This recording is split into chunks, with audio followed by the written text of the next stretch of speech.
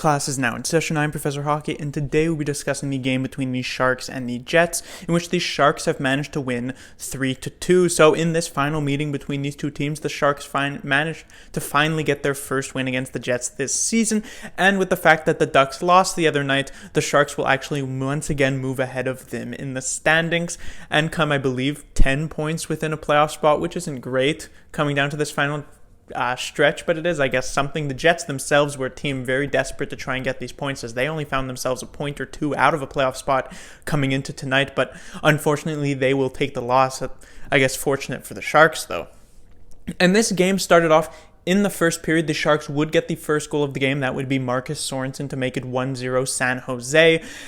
And the first period, the shots were heavily favored towards the Sharks, but I don't think that was really telling the story of that first period. The Jets, while they only had, I think, 3 shots through the 20 minutes, they had a lot of great chances that just so happened to either miss the net or hit the post. As you know, the Sharks certainly have had a lot of games where they really haven't been getting the bounces, and that's one of the reasons why they find themselves in the position they are in the standings. But you definitely can't complain about the bounces tonight, as the Sharks were pretty lucky, and the Jets, on the other hand, were pretty unlucky when it came to a lot of their good shots. But we came to the second period after that, and the Jets rushed back. They would get goals from Connor and Wheeler in pretty quick succession to make it 2-1 for them, and they would also get decently close in terms of shots. But we would come to the third period, and the Sharks actually put on a good push. They got also some pretty quick goals from both Melker Carlson and Timo Meier to make it 3-2 San Jose.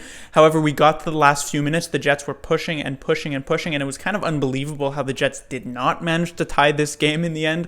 They had a great chance in the last few seconds from Kyle Connor, but he somehow managed to miss the posts, or he hit the post. So again, sort of coming down to the bounces were there for the Sharks. The bounces weren't really there for the Jets, and so the Sharks get the 2 points in a pretty hard-fought game.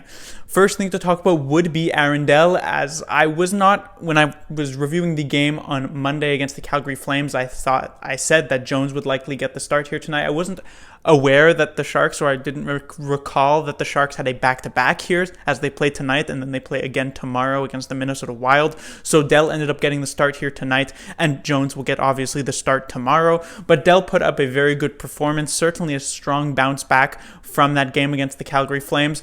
Again, I'll say the Jets didn't really get the bounces, and so there were a lot of times Dell did get bailed out a bit by the posts, but he was certainly there to make the saves that he needed to make, and he made a few really, really good ones, especially in the last few minutes of the third period, really keeping the Sharks pretty precarious 1-goal lead alive. And so Dell continues to be very good for the San Jose Sharks, and it'll be very interesting to see how Jones does in his first action in a couple of weeks tomorrow against the Wild.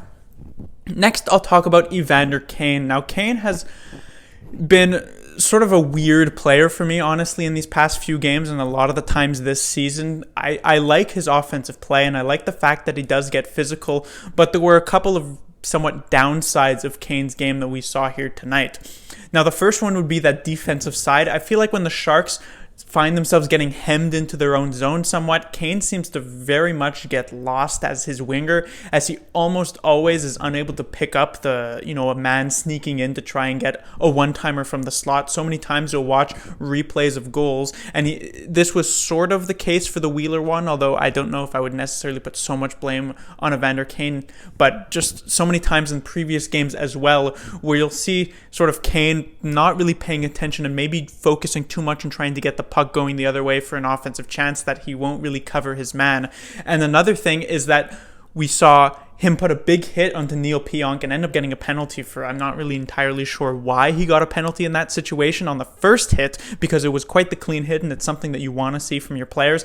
But the second one, where he gets the elbow up high on Neil Pionk and he gets the penalty, just not a good hit for him. I wouldn't be surprised if he actually gets a call from the league, because it did end up going up high into the head. So him getting suspended a couple of games. And recall, Kane has already been suspended this season, although not for similar things. But still, I don't know if that really makes him count as a repeat offender or not. But I could definitely see him sitting a couple of games for that one. So he was playing on the line, and that's what you want to see from a player like Kane with that first hit on Pionk. But then with that other one with the elbow, it's something that is just too far past the line, in my opinion. And finally, I'll talk about Erik Carlson. Now, Carlson has actually been pretty good for the Sharks in the past few games, but here tonight was a completely different story. A pretty disastrous game for Carlson. He had maybe 1 or 2 solid offensive plays, but so many defensive mistakes. Now, this was something that we saw a lot from Carlson very early on in the season, back in October, where he would frequently screen the goaltender, and it wasn't something that we had been seeing a lot, or at least not something that I've been noticing a lot. But here tonight, on this Wheeler goal, was just disastrous. I mean, you really could see Dell having to look around, and the fact that he has to look around his own defenseman for a shot like this is mostly just unacceptable. And then obviously Carlson also had multiple giveaways in this game, one early on that led to a huge chance in the first period for Patrick Laine, who had so much time and room because of this bad giveaway from Carlson.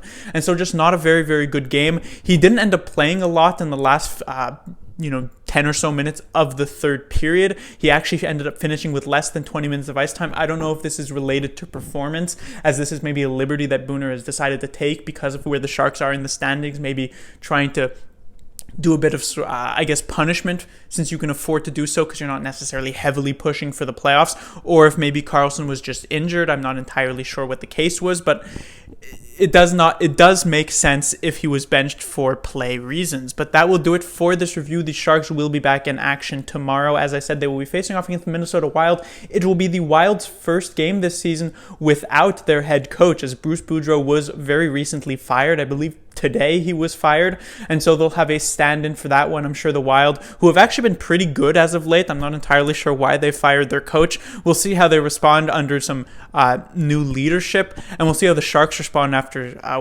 against them. We see one game earlier this season against the Minnesota Wild. It was a crazy one that the Sharks did eventually end up winning 6-5. Not a very good game for the Sharks defense there. Not a very good game for Martin Jones, but they did get the victory in the end, and they'll hope to replicate that tomorrow. Class dismissed.